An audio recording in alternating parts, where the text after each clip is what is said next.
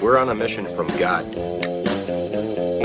Wendy? Stay away! So I got that going for me. Darling? Looks like I picked the wrong week to quit sniffing glue. Light of my life. We enjoy your films. I am a human being. I thought they smelled bad on the outside.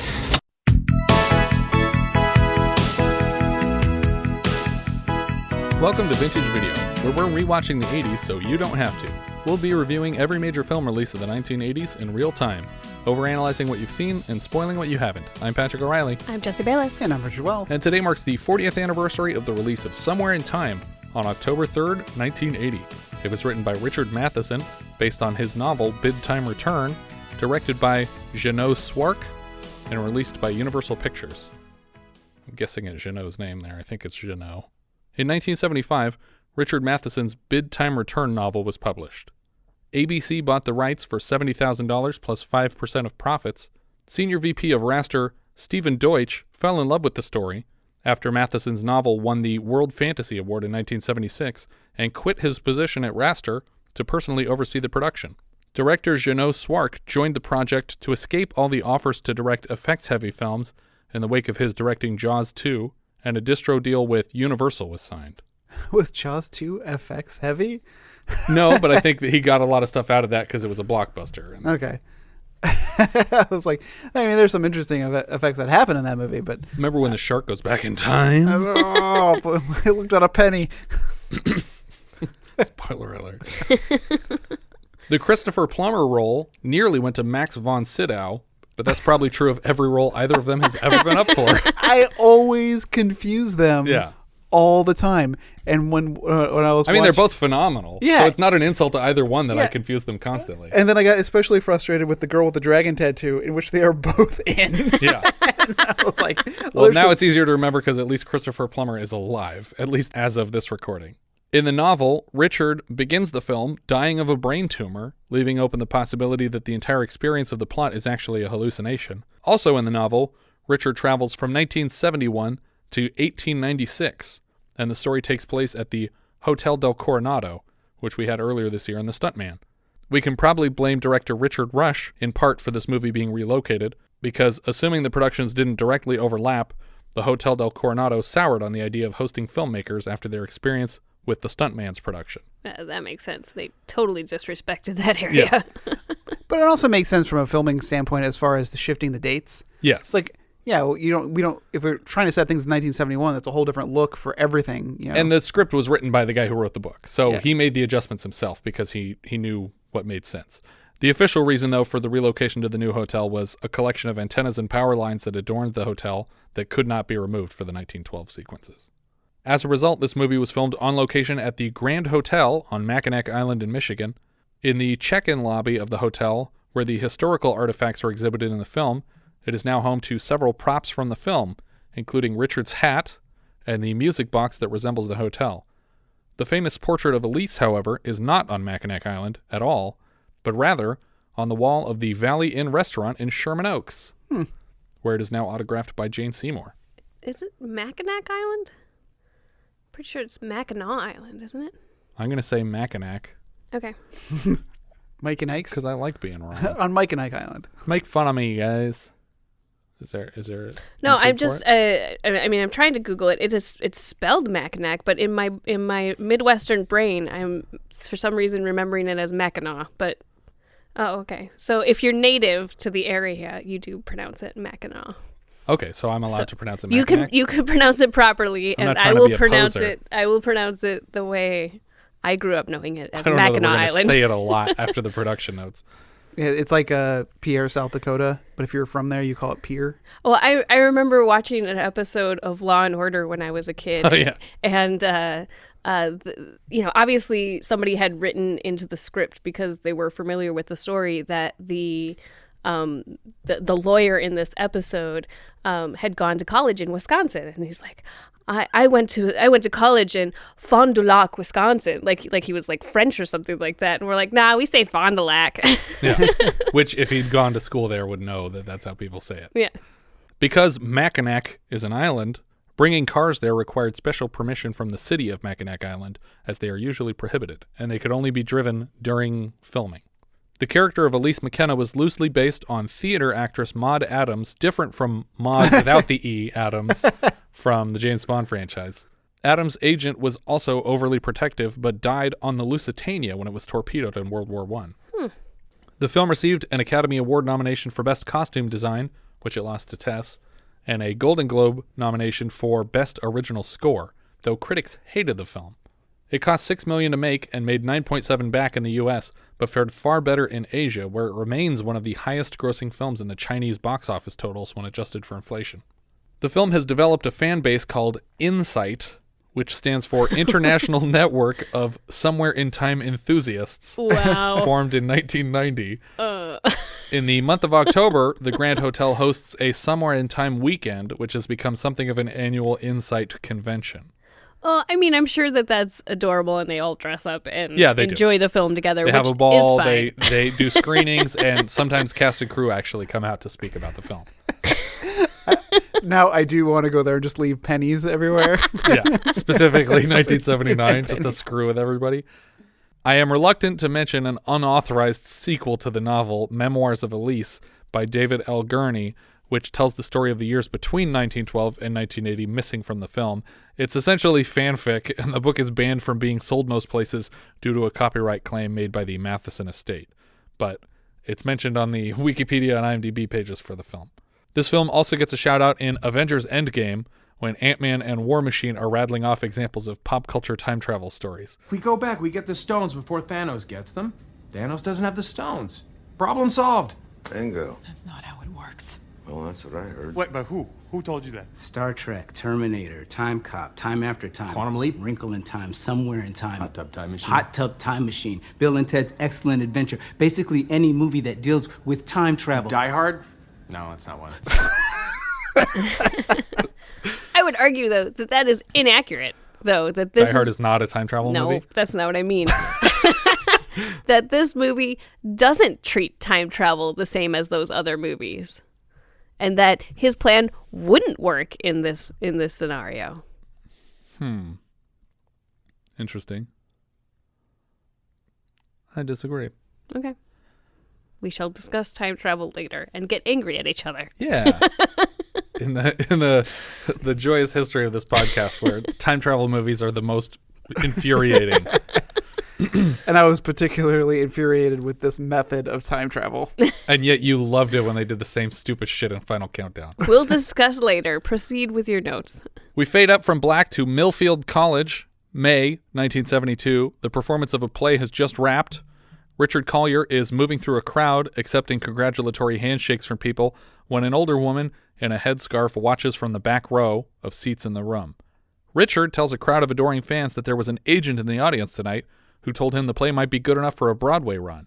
The older woman rises to approach Richard from across the room, and the crowd wordlessly parts to make room for her, including a blink and you'll miss it appearance from Mr. William H. Macy. Yeah, I did miss it. You had to pull up the shot again. It was there for half a second. Do they know who she is? No, but they're watching her silently as she goes through, there's some sort of reverence going on. Although, I mean, she is a famous stage and potentially film actress. Mm-hmm. I don't think they identify her. She's just a creepy woman walking towards them. That's enough for them to just be like, holy shit, get out of the way, get out of the way. She taps Richard on the back, and when he turns, he seems transfixed by her.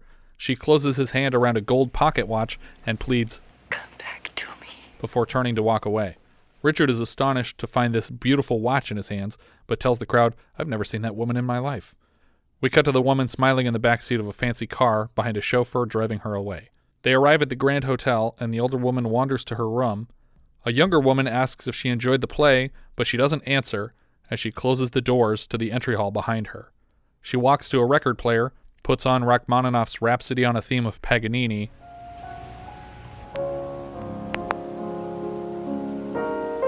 which I only recognize because Phil Connors plays the start of it in Groundhog Day. Mm-hmm.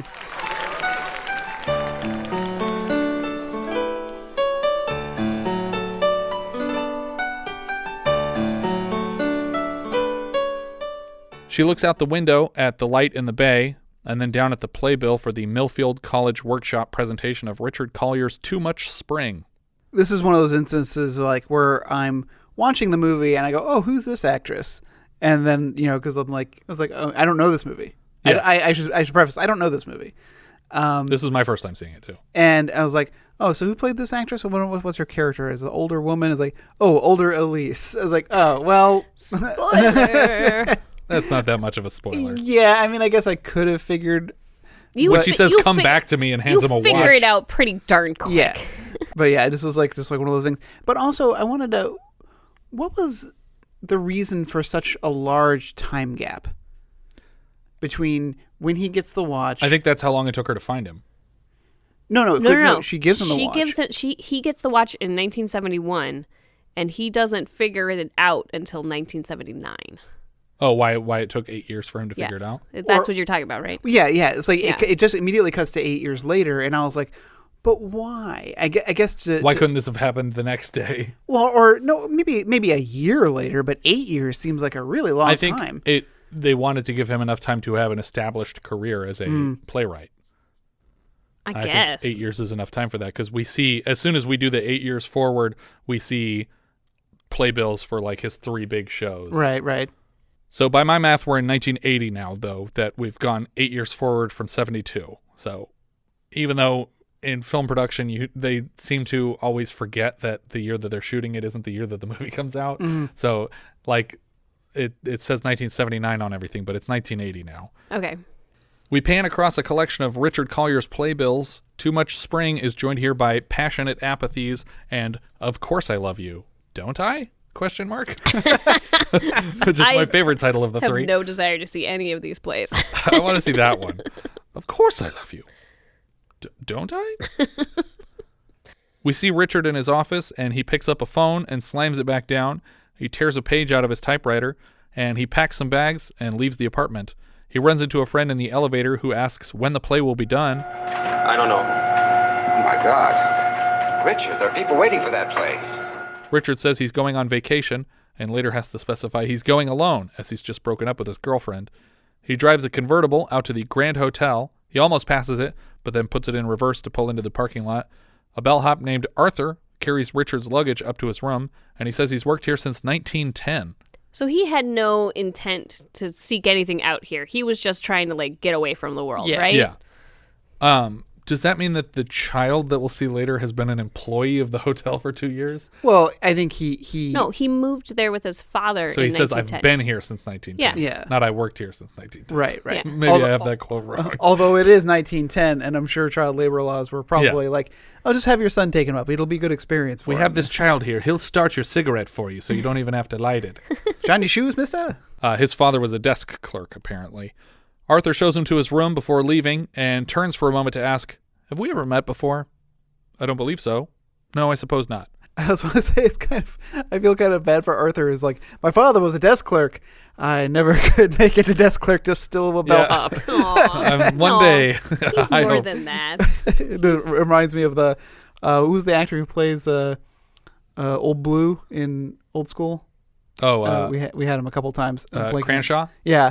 In Hudsucker Proxy, where he's like in the mailroom, is like, how long have you been here? 50 years. In the hotel lobby, Richard inspects an exhibit with items under plexiglass and framed newspaper clippings. He seems very interested, spooked even. He slowly turns to a portrait on the far wall and approaches it slowly. It's a young Elise McKenna, played by Jane Seymour, and the score comes in heavy here. Richard rushes out. Not an intentional Richard Rush reference. Richard rushes out to Arthur to ask about the portrait because the nameplate under it has been removed, but we never explain this. Yes! I was so frustrated. I was like, are we going to get a scene where he pries it off or Somebody's something? upset about something. Yeah. He's like, I love her so much, and he pries it off and eats it. I don't know why it would be. But also, why not just have her nameplate there? Why do we have to go to the trouble of going to ask Arthur about it? But also, I think it was to involve Arthur and to connect it back to the past. But he could just as easily have been, who was Elise McKenna to Arthur? Yeah. But I guess he had enough information at that point that he could go look it up himself. But it was also removed what seems to be relatively recently. Because there's an like outline. a shape where it used to be. Yeah. I don't know. Oh, you know what? I have an explanation and we'll get to it later. Oh, okay. Arthur says it's Elise McKenna. She was quite an actress in her day, even starred in a play here at the Hotel Theater. Arthur gestures down to a theater building by the lake and says that the play he's referring to was performed in 1912. He just right off the top of his head recalls this. What's like 7-year-old or 6-year-old knows exactly what play was happening. It's like, is this the only actress that has ever performed here, or do you remember all of them? Why do you have a picture of just her on the wall for one show? And it's particularly insulting later than that he starts to go to do research in a library. It's just like, no, talk to Arthur. You just got Arthur here. This guy knows everything. Richard moves back to the portrait and stares captivated with tears in his eyes. We cut back and forth from him restless in bed to him suited up staring at the picture, and I think we're supposed to understand that the picture is keeping him up at night, but it looks like he's actually walking down to look at her over and over again. Yeah. Although he only planned on staying the one night, Richard changes gears. He yanks his suitcase out of the car and tells Arthur to take it back up to the room and asks for directions to the nearest library before peeling out. He looks through countless books for any references to Elise McKenna. He bothers the librarian to find him old entertainment magazines. I'm super bothered by him bothering the librarian for this because he is not specific. Yeah. He's just like any old, magazines that, might be about interesting. This is a library, like, sir. Come we on. have a lot of stuff. We have to be more specific here. Just tell her the goddamn name of the actress you're interested in, and she could probably cross-reference which specific magazines you're looking for, because she goes to the trouble to find these magazines, and then immediately he just like tosses several aside, like not this one, not this one, not this one. I'm like, this is the one. Like, you jerk, you could have saved her a lot of time. There's also a lot of really crazy, not crazy, but there's a lot of over-the-shoulder shots for Christopher Reeve. Yeah. And you just get a sense of how built Christopher Reeve. Oh my God, yeah, he's huge. He's such a big guy. He's still doing Superman at this point. Yeah. And it's just like there's a shot where it's over his shoulder and he turns around and he's just like, it's widescreen, but he is the whole... He fills the entire frame with his shoulders. At last, he finds a picture that confirms his suspicions. This is the woman who gave him the pocket watch. Onto the photo are the words, Elise McKenna. This was the last photograph taken of her, which obviously implies that she's dead, but the wording seems strange to me. Usually this kind of thing would read, this is the last known photograph. Weirder still is the choice of tense. This was the last photograph. Every photograph of you was the last photograph of that person until the next photograph. Maybe simplify even further. The last photograph of Elise McKenna. Richard parks outside a home in the rain. Apparently he found the address of the author of this book that he was just flipping through.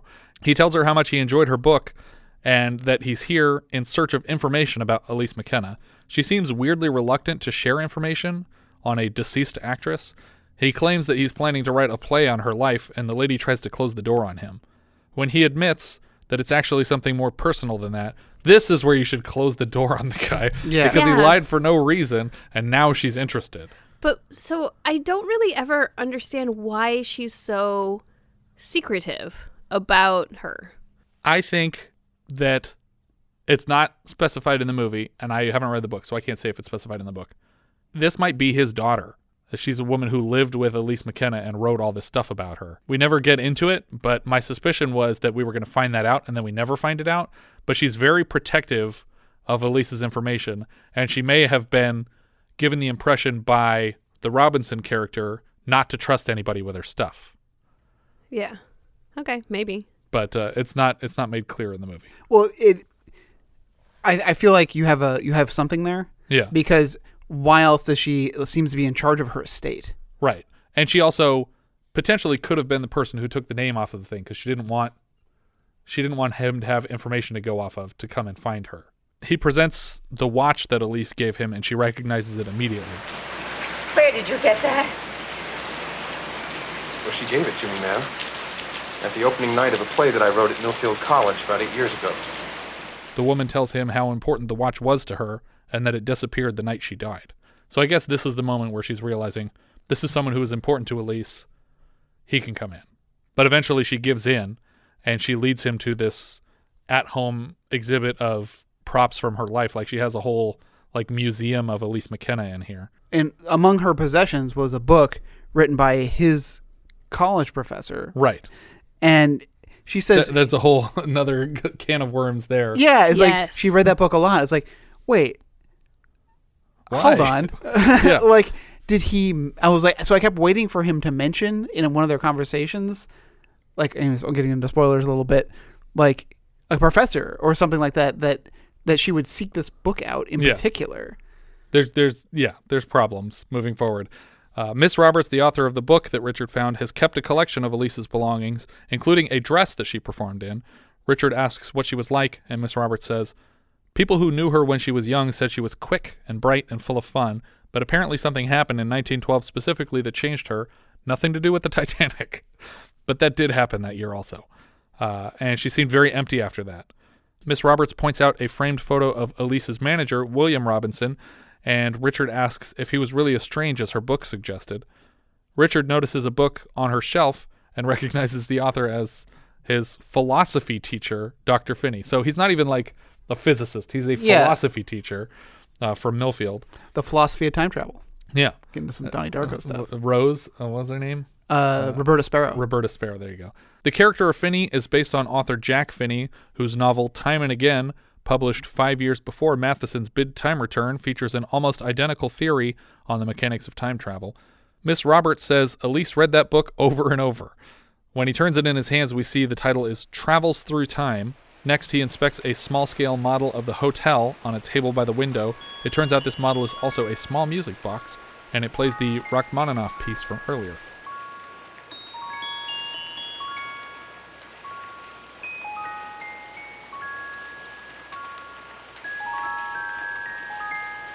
What is it? That's my favorite music in the whole world. I don't understand what's happening. He's like having a little panic attack here. Richard goes to speak with Dr. Finney on the Millfield campus. He asks the guy point blank, I have a question for you, sir. Shoot. Is time travel possible? That is a question. He takes Richard aside and tells him a bizarre story. It occurred to him at some point that he might be able to hypnotize himself into another time. What, I asked myself, if I attempted to hypnotize my mind? Suggest to it that it wasn't 1971, but 1571. I closed my eyes and fed a suggestion into my brain. It's August 1571. I'm in the Hotel Del Vecchio, and I spelled out the details. And I did it over and over and over, again and again and again. Though he can't recall much of the results of the experiment, except that he felt exhausted afterward, it did work for a fraction of an instant, though even in the past, objects from the present were visible. The doctor suggests that if he were to ever reattempt it, he would remove all modern objects from sight. Can we talk about that for a little bit? Yeah, sure. Okay, so this whole concept is a little crazy. Yeah. Because, yeah, if you manage to hypnotize yourself, of course you're going to think it's the year you hypnotized yourself to. It is very convincing. This is exactly how I pictured it. And how does he know that it worked for a fraction of the second? Yeah. Like, that doesn't make any sense whatsoever. This is akin to the South Park episode of Cartman wanting to go back to the Revolutionary War, and by way of cheating by knocking himself out while thinking about the Revolutionary War, so he would somehow appear there. Yeah. and I was like, I don't get how this is time travel necessarily. Is his body still in That's a question I have. Yeah. Does your body exist the whole time, and is it motionless? Is this like, are you... Well, I think then you're implying that everything was a dream or in your head the whole time. Well, in both instances, he's in the wrong rooms. Yeah, it's both weird. his travel to and his return from, he's in the wrong rooms. Well, the travel to, he shows up in the room that he left in 1970 from, or 1980 from. Yeah. Right, but not the room he belonged in the past. Yeah. But, so presumably, she was reading this professor's book because she figured out somewhere along the way that he existed in time, in a later time. So yeah, but what could possibly have given her that implication? Well, she probably researched him to be like, how did you figure out how to do time travel? Discovered, like, looked at how does she know that he ever did time travel? Because she figured out that she figured out that he existed in 1980 or 1971. How would she know that? I don't know how she figured it out. I'm just saying that she figured out that he was in 1971, and she's like, oh shit, I gotta research this guy, figure out how he did time travel so we could like fix this. But she dies. Yeah, but she researched him before she went to him. That's true. Because she figured out that he was doing this play and brought him the watch and stuff like that. So before that, she figured this out, researched him, figured out that he had a professor that talks about time travel and read that guy's book over and over to figure out how to do it, right? Yeah, it's going to be hard to discuss the film without spoiling a bunch of stuff. Sorry. Yeah. Well, no, I mean... I part of the problem I have later on is when they're out on their dates and they're talking, but it's... Well, I don't want to get too far out of order. No, I understand. Yeah. But you can't hear what they're talking about. Yes, so that is annoying. And so I can only assume that at some point he mentioned attending Millfield College, which maybe even existed at the time. And I just assumed she just kept showing up to every college. Well, there's one clear clue that he leaves that he's a time traveler. Okay. Clearer than the Millfield College thing. All right. But we'll get to it.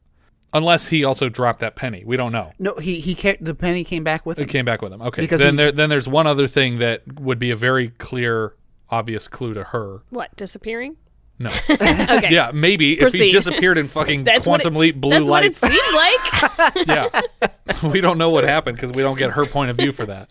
Richard heads to a suit shop to buy something specifically from around 1912. Apparently the guy doesn't do a great job because he'll get picked on for this later. And then he cuts his own hair in a more era-accurate turn-of-the-century style. He also stops into a coin shop, which apparently there was a coin shop in this little village on the Mackinac Island that he went to, which is now called the Somewhere in Time shop or something like that. But it doesn't even sell coins anymore. So when people come because they're like, oh, this is the place from the movie, right? And they're confused because he doesn't sell coins anymore. But just at least keep some different pennies of the era. Just 1979 pennies. He introduces himself to an imaginary Elise McKenna a couple times in the mirror. Good evening, Miss McKenna. You don't know me, but you will. And then he steps over to a desk in the room and gets right to the business of hypnotizing himself back in time. He says a time, date, and location into a microphone and plays it back to himself on a tape deck. He takes down all the art and hides all the loose change to avoid tainting the delusion. Though two problems remain visible. The lights over the headboard look very modern, and there's also a decidedly inaccurate tape deck playing in the middle of the room. Yeah, I was concerned also about the wall outlets that you could see occasionally. I'm like, I don't know what they looked like in 1912, but I suspect they're slightly different. As long as you're minimizing the visuals, then it's okay. But the tape deck on the bed is probably an issue. That is a glaring problem. There's an important scene, though, where he's going through the coins and sorting them out. Right. Where he's trying to get all the older coins. Mm-hmm. But you're not going to have a bunch of 1912 coins, not enough to pay for what he pays for when he goes back in time. I was bothered that he didn't have any bills from the era. Yeah. Well, we don't know exactly how much he got, but because it's expensive to buy coins from that era. Did you ever read the Stephen King book about the JFK assassination? I know about the series that they made about 20, it. Yeah. 11/22/63. But yeah, part of the story of it is that the main character goes to this diner and the guy that runs the diner says there's this portal in the back and it leads to the 60s. And it turns out that he's been using money and going back in time to buy his product, the meat. And then he sells it in the future. Oh, because it's so much cheaper when he goes back in time.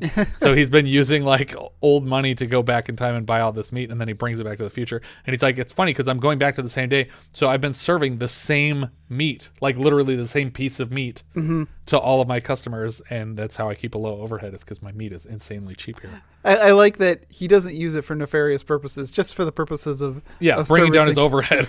Yeah. That's an interesting book, though. I didn't care for the series as much, but the book was really good. He lays down in the bed and he relaxes to the sound of his own voice looping the details of the past.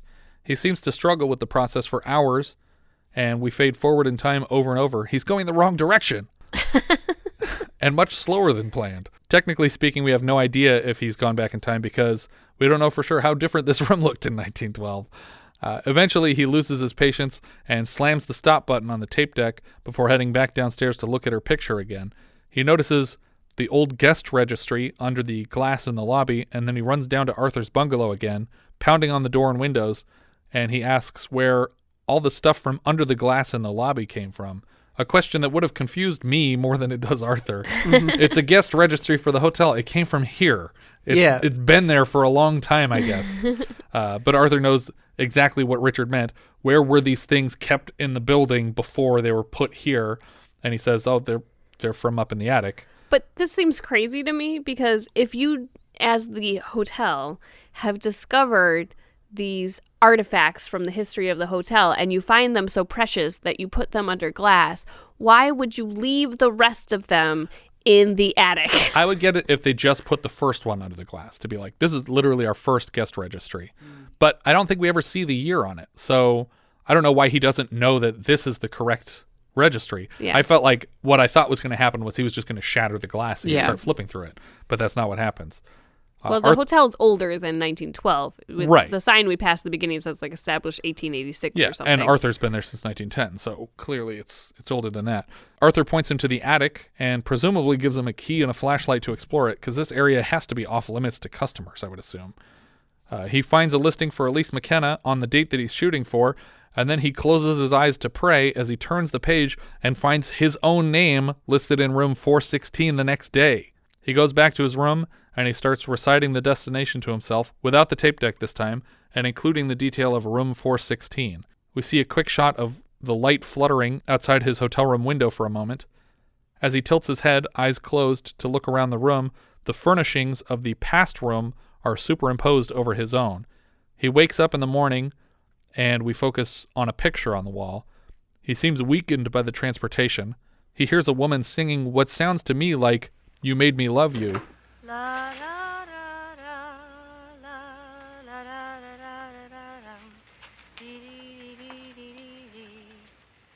which indicates that he already screwed up, because that's a popular Al Jolson song from 1913, so he showed up about a year late.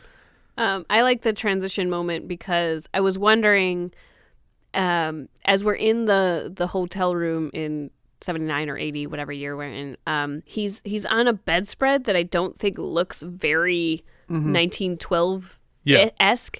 And I was like, how are we going to transition this scene? And the pillow in the chair that he awakens in 1912 has the same pattern on it. Yeah. He hides in a nearby closet and spies on the woman walking around the room in her bloomers, or whatever they called them. He tries to sneak out the door just as someone enters, and Richard hides behind a chair in the room while the couple argues. Again, very odd, because his head is sticking up over the top of the chair. He's such a large man that you would not notice that there's a large figure looming in your room. Yeah. And he's even muttering to himself. Yeah. As the guy says, well, perhaps I'll leave. It's like, yeah, that'd be a good idea. They step into a separate bedroom for a moment, and Richard sneaks out the door. But when they hear it close, the man comes out to the hallway, and Richard says, "Oh, some kid was trying to get in your room. I would have reported myself," and the guy just slams the door in his face like, "I don't want to hear it." A very Clark Kent moment. Yeah. I'm curious how his name will wind up in the registry as a guest in the already occupied room, but I guess we'll get to that. Well, it's not occupied. Right. This isn't his room. This isn't his room. Yeah. Yeah. But I thought he was sending himself to 416. He was sending himself to the past. He's in the same physical place he is now, and he wasn't in 416 in the present. But when he was reciting to himself, he said room 416. We travel through time, not space. But when his professor did it, he was able to transport himself to the Hotel Del Vecchio from his own office. Oh, was he? He was in the hotel. Was he in the hotel? Yeah. He was in the hotel. Then you do have to be in the same Which spot. is also crazy to think that there's a hotels from the 1500s. It's Venice. Maybe Del Vecchio's It's been around a while. He marches directly over to room 117 to inquire about Miss McKenna, but the woman inside says she isn't there and can't give any information. He takes the elevator to the lobby, where he encounters a young boy throwing a ball around. His father, the desk clerk, reminds him, "Not inside, Arthur." Richard returns Arthur's ball and heads down to the theater. They're getting ready for the opening tonight, and everybody is working very frantically. This doesn't stop Richard from interrupting every part of the process, including a dress rehearsal on the stage to ask everyone where Miss McKenna is. They all stop and look annoyed, but nobody answers him. I wouldn't answer him either. Yeah, I wouldn't either. I was like, get the hell out of here. Backstage, he knocks on a random dressing room door, the wrong one, and a large woman answers with a pink wig and speaking French, or maybe pink hair. Yeah, I was surprised because she has pink hair throughout the film. And I was like, did people have pink hair in 1912? Sure. It's all black and white. I can't. Yeah. Color wasn't invented until the 40s. When he tells her he's looking for McKenna, she answers, "Most likely walking by the lake, dear," and he leaves to find her. Outside, he sees her slowly following a path around the water, and when she sees him, they lock eyes. She's just as shocked to see him as vice versa. When he gets closer, she asks an odd question. Is it you? Is it?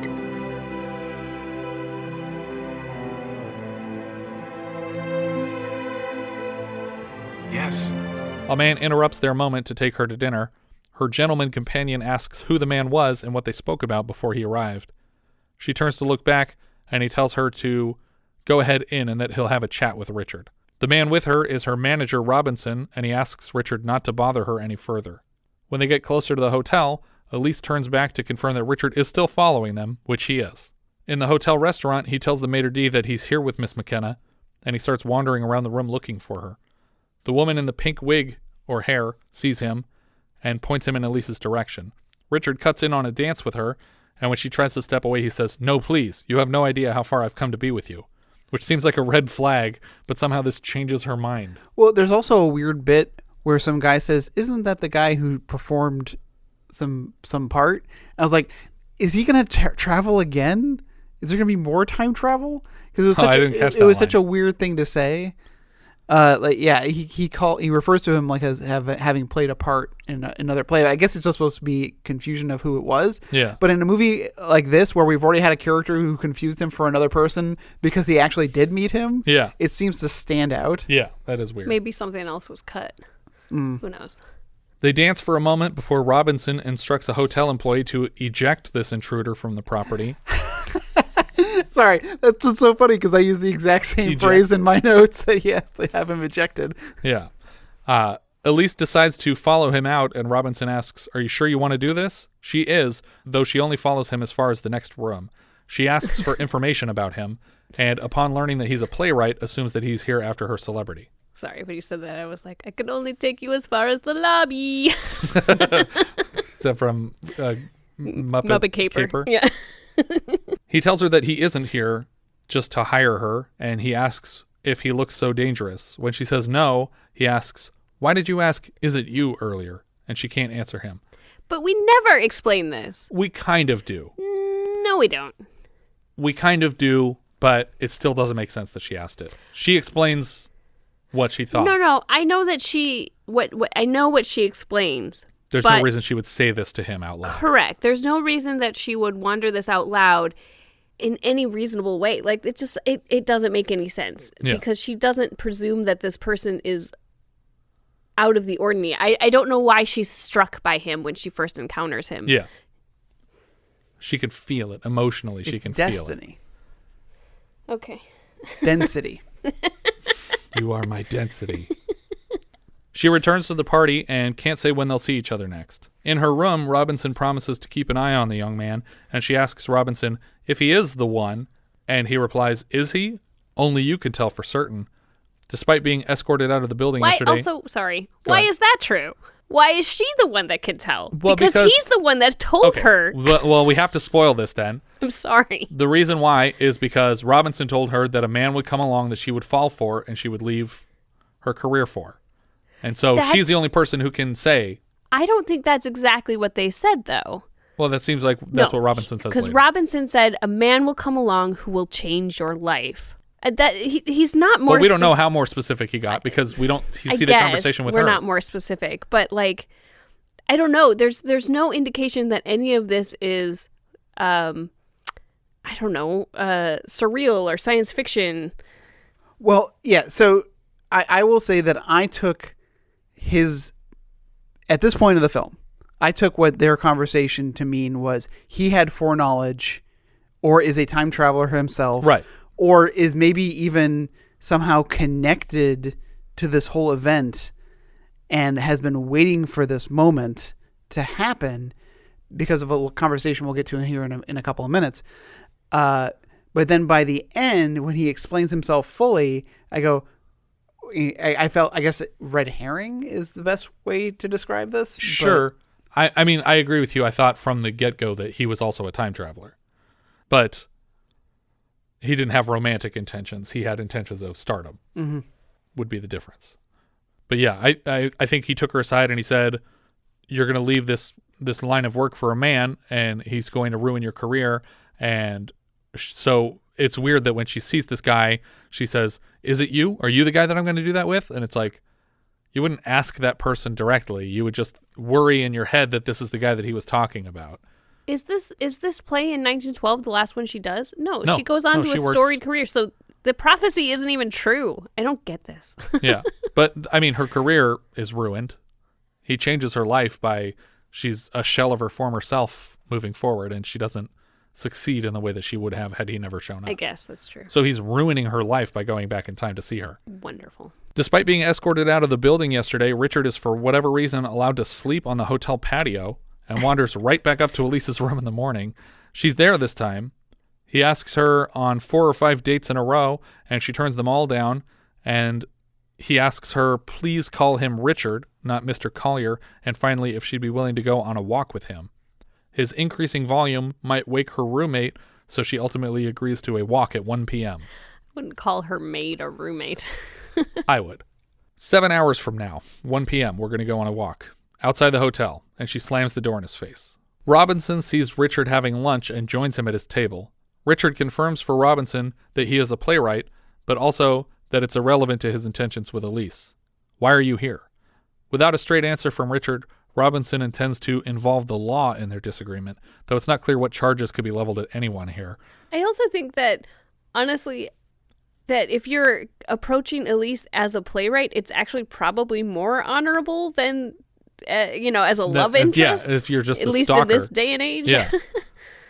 Well, there's also this interesting line of questioning in that he's after money or he's after her fame, and Richard himself says, I don't think that you believe that's true. Yeah. Because we're hammering home that this Robinson has some kind of information about Richard and is aware of his coming. Yeah. Richard moves inside to rent a room proper. Before the desk clerk can help him, he steals Arthur's ball away and puts it under his desk where it will do less damage.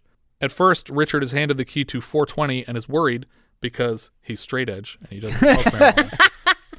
Or because the register placed him in 416, and when he asks, are you sure this is the right key? Another employee corrects, oh, that room's reserved. Here, take 416. He starts to sign himself in, and the desk clerk rotates the book to timestamp the registry, and Richard prompts him 9:18 a.m., which is what he recalls from having looked at the book 68 years from now.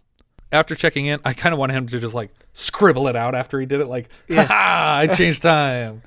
I have free will. It bothers me a little bit, and I guess we could talk about it more later. But all of these moments, he is recalling the future. Yeah. So he is constantly aware that he is in the past and from the future. It's not as though he has, tricked himself into totally believing he is in the past. Yeah, so he didn't forget the future. You're right. Correct. Yeah. So you would think that even just remembering that he was in 416 would be enough information from the future to send him out of whatever this method of time travel is. That makes sense. And I guess it doesn't count for objects that are from the past and still in the future. Yeah. Like the registry. Yeah. Or the watch.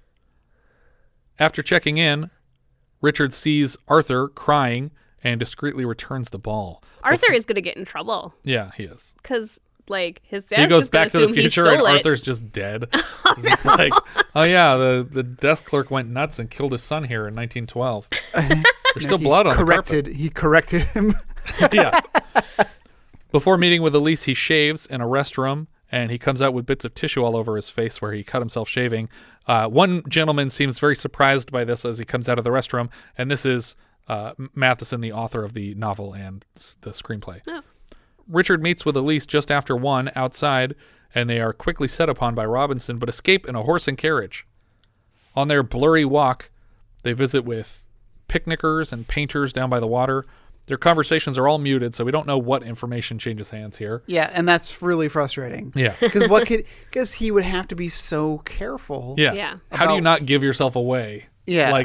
You could just fit in flawlessly in the 1912 crowd? That seems impossible. They stroll down to a lighthouse. Elise says that she's guarded with her emotions on account of her profession, and she also explains that her "is it you" comment was a result of Robinson telling her that one day she would meet a man who would change her life. Now I'm guessing that Robinson was described as bizarre by Mrs. Roberts earlier, and as a sort of fortune teller by Elise here, because he is someone else from the future, though I'm not quite sure who yet. They row a canoe across the lake, bay. I guess I'm not sure what this is. I think someone calls it a lake at one point. I think we're still in the Chicago area. So it would be a lake. Because he seems to just have taken off in his car and just randomly drove, and then it's just like, oh, look, a hotel. I guess I'll stay here. This is pretty. But so I assume they're still near Lake Michigan-ish. Yeah.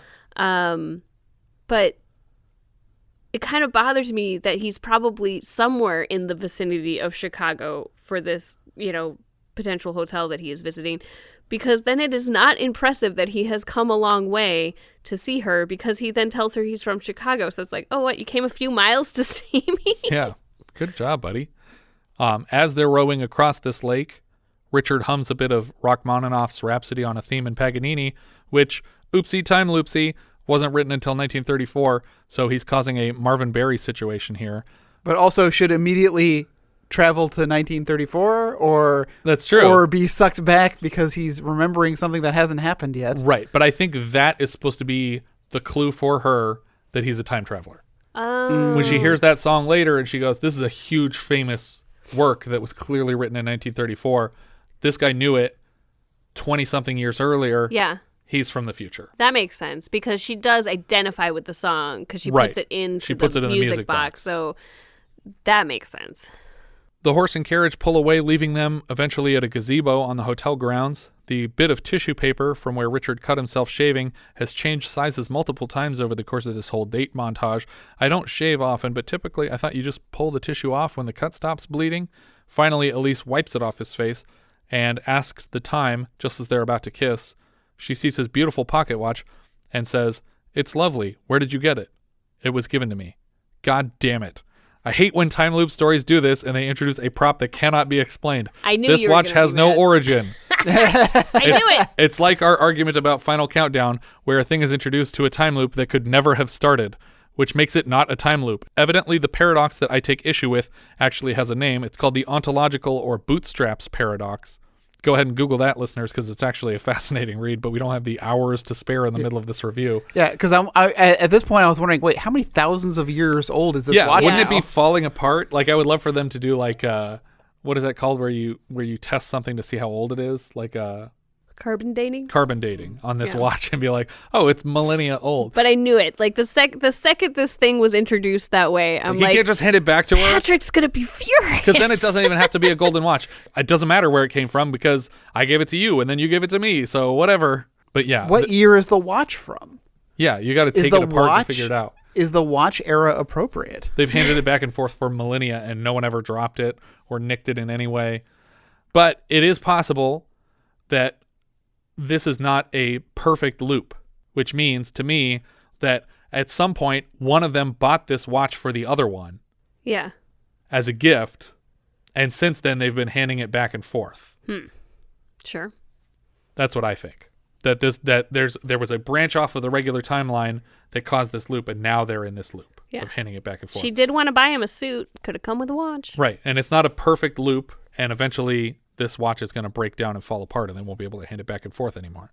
Elise says that she should go rest up before her performance tonight. Their group leaves tomorrow. He follows her to her room, and they kiss before Robinson is knocking at the door. Elise and Robinson fight for a bit, and Richard leaves.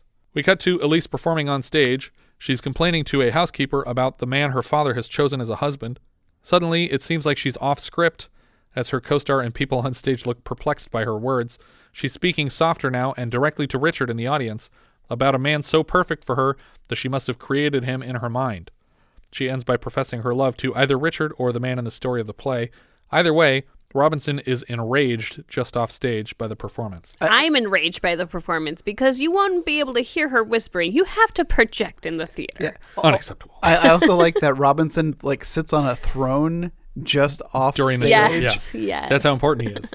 Also, are we then to believe that Elise has a hypnosis power that allowed her to conjure Richard? Is Richard not even real? He's not even a person. Is this the Twilight Zone where Keenan Wynn is talking about people in his tape recorder and brings them to life? But the audience breaks into applause at the end of the moment, and the cast and crew look relieved that she didn't screw anything up monumentally.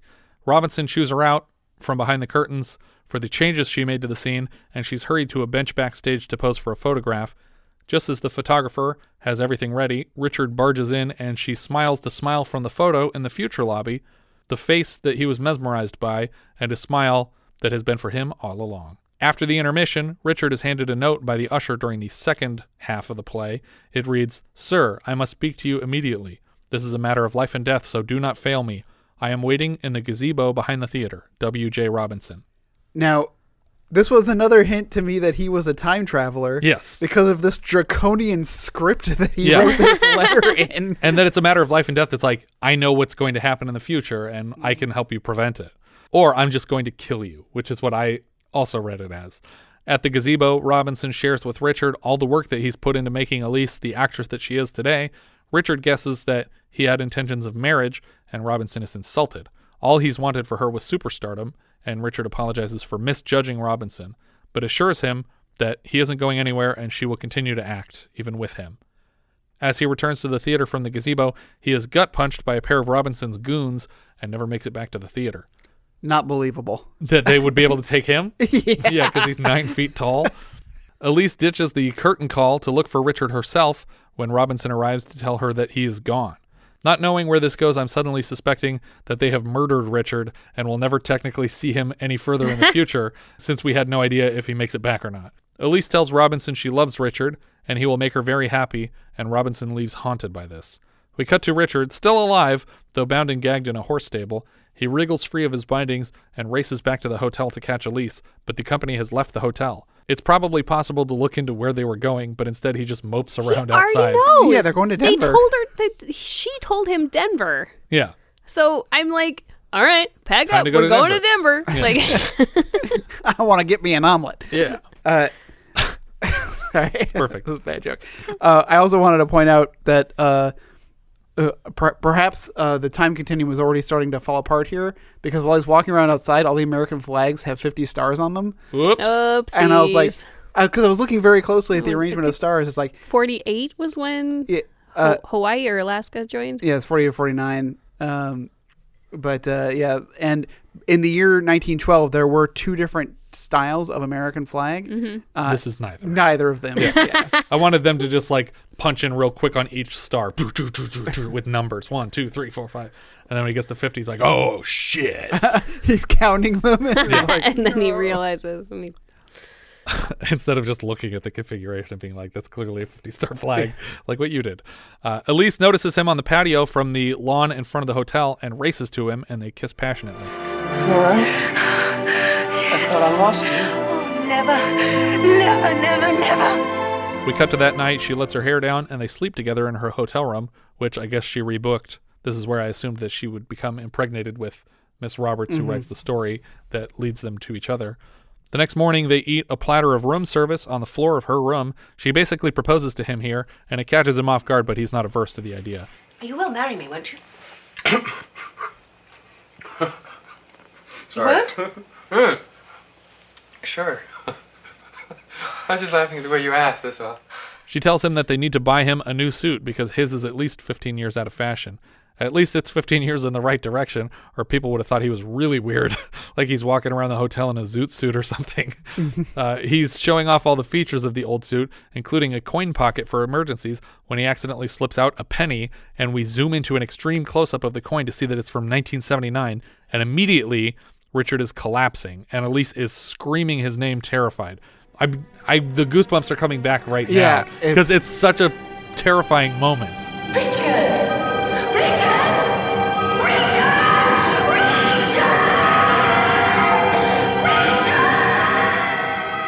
Yeah. Like I can feel it in my joints right now. Like he's like being pulled away, and we can only imagine like from her perspective, he's like getting pulled through some kind of void. Yeah, he's like the poltergeist house is just folding in on himself. Yeah. It's got some spaghettification happening here. Yeah, but it's her screaming is so shrill, and it feels so genuine and terrifying that it just like cuts to your bones. But perhaps his semen also traveled.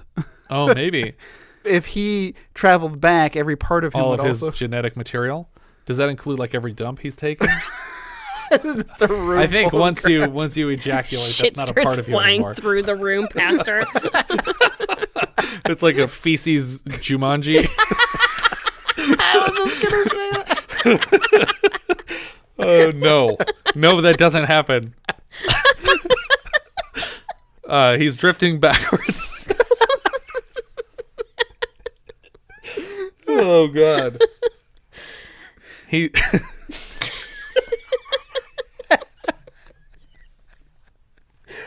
He's drifting backward into tunnel vision away from her into blackness, and her screams are legit terrifying here. It's on par with the famous moment in the 1978 Body Snatchers, and I think it works really well because of the editing. They barely give you any time to register what's happening, and it's going so fast and so abruptly that you're completely out of control. Even as the observer, you're like, oh God, what? No, stop, don't do this right now. He wakes up sweating on the floor of a different room than the one he left the future from, I think. So now he's in her room, which was 117. 117, yeah. So he's waking up in 117, which makes me think that his body has been walking around the hotel and talking to nothing like the Sixth Sense this whole time. Or like us. That doesn't... Because he's in a different room. Is he? Are you sure that he's yes, not in the he, room he gets out of the room and goes back to his room. Yeah. Oh, okay. And he's behind the couch exactly That's where he true. collapsed in her room. Okay, so... But it seems like his body has been around. I don't know. So where has it been? I think he's been walking around the hotel talking to invisible people the whole time. Or he I literally just wanna see disappears him when he during- hypnotizes himself back in time. I want to see him during the reappear. carriage scene, like just floating through space. Yeah, exactly. in the Well, they do future. that joke because like that's part of the problem that people have with the Sixth Sense, where there's like stuff that he couldn't have been doing if he wasn't corporeal. But then they do that joke in that Clone High episode where he realizes that Doug prep course wasn't real, and so then like it just shows Gandhi like hovering over the freeway because he never got a ride from this ghost truck driver in real life. But yeah, that's basically what's going on. Is that I think he was literally walking around the hotel talking to nobody, or his body completely disappeared into the past and then reappeared in this room. I would argue that that one is not the case. I think that has to be the case. I don't think it is, though, because, I mean, we're about to get to it, but when they find him, they say, the maid said, he's been in here for days, and it looks like he hasn't eaten in a week. So right, my but that's presumption... a week after he gets back. Is it? Yes. Yeah. Because he leaves that room and goes wandering around. Yeah, so he wakes up outside sweating and on the stuff. floor. He's in 117 now, and he's just drenched in sweat. But there's pictures hanging on the walls, so this isn't the room that he'd left from the future. And he's reduced to tears, shouting, no, no, because he just lost her. And he races back to his own room, where he's hyperventilating, and he lays down, and he's trying to send it back. 1912, but it's no use. He can't summon it back this time. June 29th, 1912, June 29th, 1912. I'm back, please, please. He walks back down to the present-day beach, where they took their walk that day, and now it's littered with garbage, because it's closer to now. He looks again at the portrait in the lobby, even touching the face of it with his hands. And I expected somewhere along the line we would get an explanation of that nameplate here, but it doesn't happen.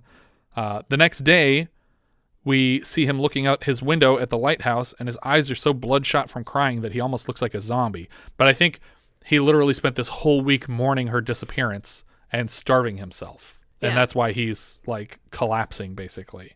I assume that if he attempted hypnosis again, once he's calmed down and had something to eat, that he might have better results, but something tells me he's not going to do that. In the same way that the Avengers won't ever use their time machine in the future of the MCU. Right. Like we're just going to be like, I forget that we invented that thing. Now we need some way to save the day. Which is why I'm done with the Marvel Universe. Yeah, pretty much. Arthur and another hotel employee bust into the room and move Richard to the bed. They call a doctor, and Richard is getting paler by the second and sweatier here as they're inspecting him. The doctor suggests that he may not have eaten anything in as much as a week. Arthur and the doctor try to keep him conscious, but in Richard's POV, we're floating upwards past them toward the ceiling, and we spin around to see his body in the bed. And then the window of the room starts to glow really bright, and suddenly we're on an empty white stage, and the window is replaced with Elise in her dress from the show, with an arm outstretched waiting for him, in almost the exact same pose that Leonardo DiCaprio has when Rose finally dies and meets him in heaven. There's so much Titanic in this movie. Like, the music fits it really well. There's this woman from the past who has this guardian that's trying to keep her away from this other man, and there's this this totem that's just changing 1912 hands. for you. Yeah, exactly. And time it's the same traveling year. jewelry. But they hold hands for a while, and then we fade up to white for the credits, and that's the end of our film. But yeah, I think there's two options here. One is that he's walking around this hotel talking to invisible people, which seems wrong. It seems like they don't want to imply that happened. Yeah. Well, how long was he in the past? At least a couple of days. A couple of days, yeah. So I mean, something would have prevented him. Something, because he wouldn't have been able to get into those rooms. But he went around the same hotel. So in theory, when he exited the room he was in the past, he exited the room he was in the future. And so everywhere he went. So every time he knocks on the door, he's like, is Elise 117? McKenna here? And it's the person in the present saying, no, what are you talking about? Who are you? And then he just pushes into the room and starts talking to an invisible Elise McKenna. He would have been arrested. I guess. I mean, if the room was occupied, I guess it might have been locked. I don't know. Yeah. I'm just saying. I mean, if it wasn't occupied, I'm just saying, I don't open. think that he time traveled at all. I think that this whole thing, like you said, is a hypnosis, and he just made this whole thing up in his brain. But he lost the watch in the past. We don't know that. He wakes up and he's half dead. That's true. He doesn't like show us all of his empty pockets like a magician. Like, look at nothing. Oh shit, a coin! Ah! And then he just goes to a different 2018 time. somehow. Oh, I forgot I was posing at the beginning. But yeah, if the implication is not that he literally vanished to go back in time, then he was talking to invisible people for this whole 48-hour period. And if he is vanishing to go back in time, then I think the world works. I think the story makes sense as long as he's literally disappearing to go into the past. But otherwise, he would have died eventually anyway. Yeah. Because he couldn't have lived for more than a week and a half with her without starving to death. Right. Unless people are like Arthur's just tucking food into his mouth while he's talking to invisible people. I recognize you. Here's some cheese. Oh, thanks for giving my ball back. Here's a French fry. That's probably what happened. Yeah. But you said it earlier. I don't understand why he doesn't try again. Yeah. Just get a burger or something. Calm down. Yeah. Put that fucking penny away and go back to 1912 or earlier. You could have saved the Titanic. But instead you're like, no, I want to ruin this lady's career. Or because I think it could have been interesting had he tried to go back and went back too far, but now he's the Robinson character. Like something. Or years have gone by, and until he is successful again, and he brought himself back from near death. He tries again many years in the future, and like old Rose, she's moved on. It's like I already had kids and stuff. What if when he was in the past, he remembered his pocket and he knew there was a coin in there, but he didn't look at it? Would he stay in that year? I would say he would stay in the past. I would, because he's not seeing it directly. He's not seeing it directly. Yeah, because he's being reminded. He thinks about the future all the time. Schrodinger's cat. I mean, like he knows there's a coin in there, but he can't be for certain what year the coin is from. Right. So he wouldn't, I don't think, go into the future. Yeah. But what if he took that coin blindfolded and then gave it to Robinson as a test to see if he's from the future? And Robinson and just then goes, when Robinson looks at it, he's like, "Whoa!" and he just starts vomiting blood and vanishes. Because that's what happened. He just turns inside out. His whole mouth just opens up. Yeah, and it's like a Ron Silver mess of just twisted body parts. just total Cronenberg. Yeah. So maybe that's what happens. That's definitely what happened in this movie. I think we're probably making all those lovely people that go to this hotel every year and dress up very angry. I'm sure they've all had this discussion. They're like, yeah, shit, Jumanji, that makes sense.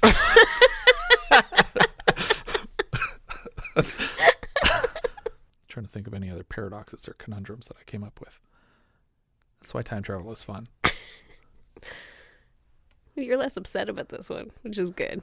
Yeah, because I'm comfortable with saying that at one point this watch was a gift from one of them to the other one, and that they're not actually in a perfect loop. They're in a loop where the watch is aging and will eventually fall apart. But we're just seeing a part of it where it hasn't done that yet. Yeah, this is the first instance of the loop, perhaps. But in the final countdown, there's no branch that leads to them hitting that portal at the right time, unless they left 2 days late. No, I get what you're saying. Yeah, we don't have to go there. Well, I'm just saying that the difference between me being able to explain that branch and me not being able to explain it is what makes this okay. I get it. I think that I would have been a little bit better with the ending of this movie had he still died from this, but it was because of the strain. like because it was so exhausting to travel back and then coming back in such a matter. He instantly died. As Yeah, opposed because to, that other guy was exhausted from a half second. Yeah. That makes more sense than having him walk around and just let himself die. Lose himself in this. Or what if it just, well, I guess it takes something away if it had just been a week and he was dying of starvation, because then it's like the coin doesn't matter. Mm-hmm. And you're not actually interrupting what could have been a possible romance because he could not have stayed in the past. Couldn't have stayed there any longer. Unless he had like an IV drip. He's essentially like he's in a deep dive like VR program. Yeah, we needed to matrix this where he's, being plugged into somebody needs to supplement him. Yeah. And because at what point would he see something that would remind him? What if someone like drew something that like they were trying to predict, like Da Vinci's tank or something like that? What if he lived in the past all the way to 1979? Like at what and point? Then he's like, and then he turned back into his young self in 1979. Yeah, that was going to be my next question. At what point, if he did live through this, would he end up seeing something that would draw him back to the future? Like, where is your cutoff? Mm-hmm. But so let's talk about, and I haven't read the book. Let's talk about the time between 1912 and 1980. So in 1912. He gets sucked into a wormhole right in front of her, and she's losing her shit about it, and she can't explain it, and she's traumatized for life. Yeah. She still tries to act, but she's not anywhere near as good as she used to be, and she has to have this baby on her own and raise it on her own, probably with Mr. Robinson, and she hears this song in 1934 and goes, okay, I've heard this song before. Where have I heard it before? This is the song that he was humming. Did that guy rip off Richard's song? And then, she does her research and figures out he didn't rip it off. Because he tells her what it is, and she's like, because... he says it's Rachmaninoff? He says it's Rachmaninoff, yeah, and Rachmaninoff was around at that time. Oh, yeah, and she says, I've heard his music, I heard his music, but she hasn't heard this one. So when she hears that one in the future, she's like, that's weird. He knew about it before it existed. Therefore, he was a time traveler, so that crazy shit that I saw go down was time travel. So she probably went to... I mean, she's a famous actress of stage and screen. She could have gotten in touch with Rachmaninoff and said, when did you write this song? Because I thought someone sang me this 20-something years ago. Yeah. Says, this is fresh. I just wrote this. And so So from that point on... She's confident that he's a time traveler. She's always looking for him. Right. She is always trying to find when he was from. Yes. He must have said something about Millfield College. I don't think so. I think she read every newspaper of everywhere to look for his name. And she knew his Collier. name. She knew his occupation. And so she was like, anyone tell me if you ever hear about a playwright named Richard Collier. And the first time it came up was at the premiere of his first play. Right. And so she was like, I'm going to be there that night and see if it's the right guy. And she's just lucky that their lives overlapped at all. And that they happen to overlap in that 24-hour period. And then what, did she die because her purpose was done? Or did they literally like flip that car on the way home? Like she gets home. She talks to the lady who you suspect is her daughter. And she goes into a room to die. She listens to the music and then jumps out the window. See, I would say granddaughter, because her daughter would be 70 at least. But also, the actress who's playing the older version of Elise was born in 1912. So she would be 0 in 1912. Yeah. Which is a problem we talked about with Raise the Titanic, because Obi-Wan would have been too young to work on the Titanic. Just like the actual Titanic movie. Yeah. And Rose, I think we said, was like 1. She was a couple years younger than him. when the Titanic sank. Our director here was Jeannot Szwarc. He has mostly TV before this, but this came directly after his first huge feature, Jaws 2. And he followed it up with Supergirl and Santa Claus the Movie, not the Tim Allen one, but the David Huddleston one that has Arthur in it, in 1985. By Arthur, I mean Dudley Moore. And he moved back into TV for episodes of Ally McBeal, The Practice, Jag, Heroes, Smallville, Fringe, Supernatural, Bones, Grey's Anatomy, lots of stuff. Writer, novelist Richard Matheson played the astonished man in 1912 when Richard comes out of the room with all the paper on his face. Richard Matheson also wrote the script for Jaws 3D, and he wrote I Am Legend, which was adapted first into The Last Man on Earth and then every reboot since then. Oh, The Omega Man was another one. Yeah, The Omega Man was after the Vincent Price Last Man on Earth, and then you had Will Smith, and then I think there's more after that even. He also wrote The Incredible Shrinking Man, Pit and the Pendulum, 14 Twilight Zone episodes from the original series, 1 OG Star Trek, and Duel. He wrote the TV movie Duel that Spielberg directed. The music here was from John Barry, who obviously did the music for Raise the Titanic, also 1912 Time travel stuff. No time travel in that one, technically. Oh, sorry. My brain. Different. They're both ships. Sorry. But he also obviously did the iconic James Bond theme. He composed music for They Might Be Giants, not the band, but the movie. Day of the Locust, not the movie, but the band. No, there's no band called that. And Star Crash. And we'll have him later this year for Touched by Love and Inside Moves. Christopher Reeve was Richard Collier. He's best known for his multiple appearances as Superman. Was he also in Supergirl for like a cameo or something? They mentioned him, and I think there's a poster of him. Oh, okay, but we don't actually deal with him, the actor. He was famously left quadriplegic after being thrown from a horse during an equestrian competition. Which really bothered me in this movie when we had moments where he's around. collapsing and he's just so frail and they're picking him up onto the bed. I was just getting flashes to the future. After his accident, he actually returned to the Superman universe to play Dr. Virgil Swan opposite Tom Welling's Superman in a few episodes of Smallville. Jane Seymour was Elise McKenna. She's Solitaire in Live and Let Die. She's Dr. Quinn, Medicine Woman, Kitty Cat, and Wedding Crashers. She just recently wrapped an appearance in a TV series pilot for a show called The Hypnotist's Love Story, which I feel like describes this film rather well. And we just had her as Jackie in Oh Heavenly Dog. Christopher Plummer was William Fawcett Robinson. He played Captain Von Trapp in The Sound of Music. He's Raymond Swan in Inside Daisy Clover. He's Rudyard Kipling in The Man Who Would Be King, The Emperor in Star Crash. We'll see him next in Eyewitness next year. And he was Hal in Beginners, which I love. And actually, before seeing this movie, I didn't realize how much a young Christopher Plummer resembles Ewan McGregor. Yeah. But they play father and son in that movie, and they're phenomenal together. But yeah. When I was watching this movie, I was like, it's the same eyes, it's the same nose, they have the same eyebrow shape. It's great. You were pointing out how old he is in this movie. Yeah, he's 50 in this movie. Which is amazing. He looks amazing for 50. Right. And now he's 80 and he looks great for 80. Now he's 90. He's 90. He's 90 now. He's 90 years old. Mm-hmm. He does not look that old. The woman who plays his mother in Knives Out is like 6 years younger than him. Yeah. And he was good in Knives Out. He's great. He's also Dr. Parnassus in the Imaginarium of Dr. Parnassus. Teresa Wright was Laura Roberts. She won a Best Supporting Actress Oscar for her role as Carol Belden in Mrs. Miniver, which we talked about in our previous review. She was nominated the same year as the lead in Pride of the Yankees, and she has another Best Supporting Actress nomination for Little Foxes. Bill Irwin played Arthur Biehl. He plays the man in the airport in Home Alone. That's the one who gets tickets for Mrs. McAllister. She's got earrings at home, little dangly ones. I recognized him immediately, but I couldn't quite place it, and I'm just like, oh yeah, in the airport. And he's also on a plane in another John Hughes movie, Planes, Trains, and Automobiles.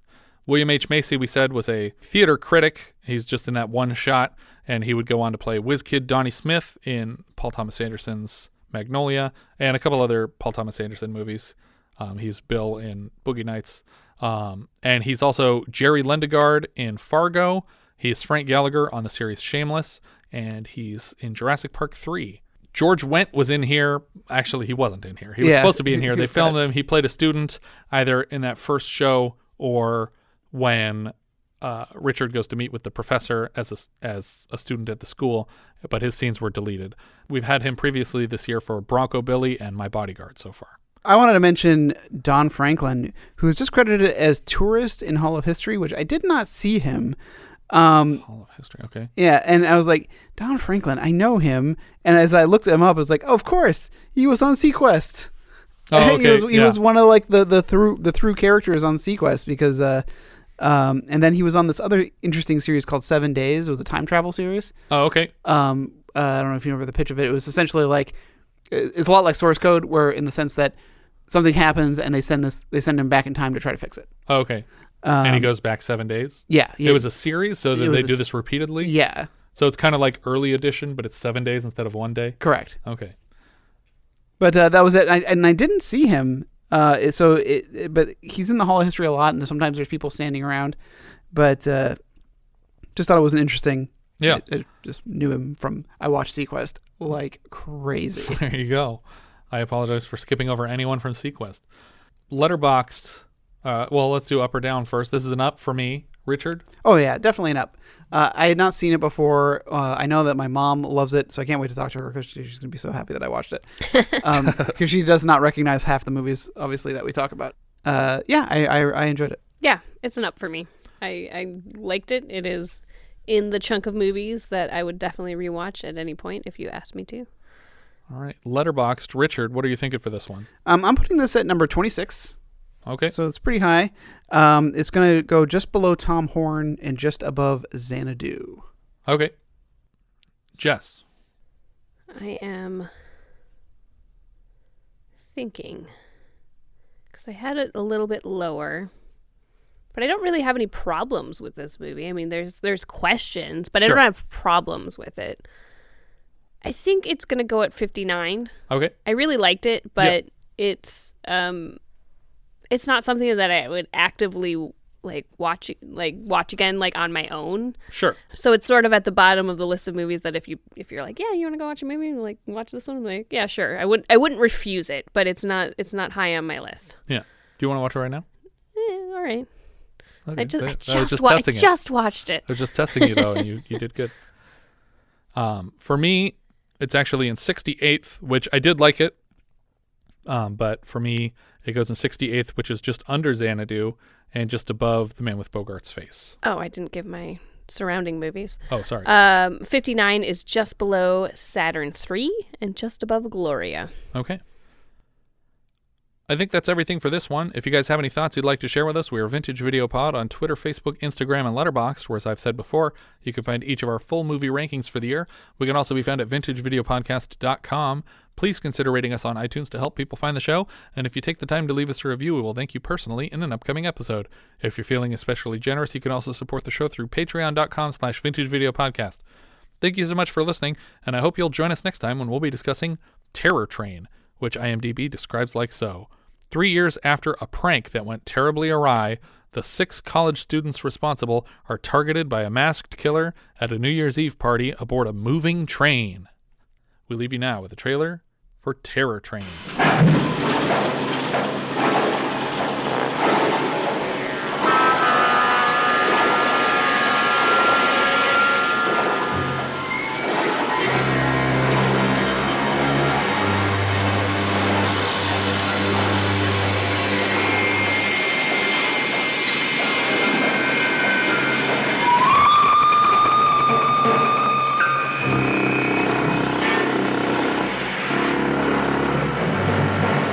Terror Train. Everybody take off your mask. Hey, take it easy, man. What are you doing? Oh, my God. Stay with your date.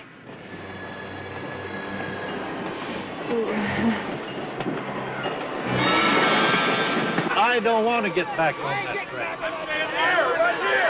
Nobody does. Help! Please! Nice gag, Help me! Help! You'll die. At this temperature, you'll die. You'll die. Come on, Mo! Come on! Mo!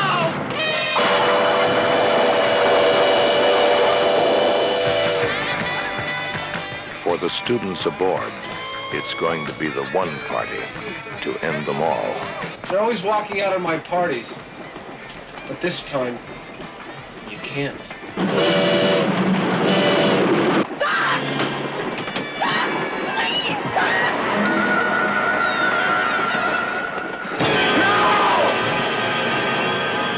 Magic.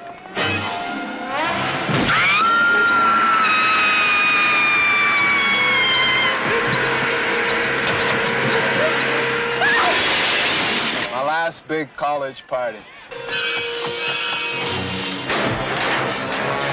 It's a joke.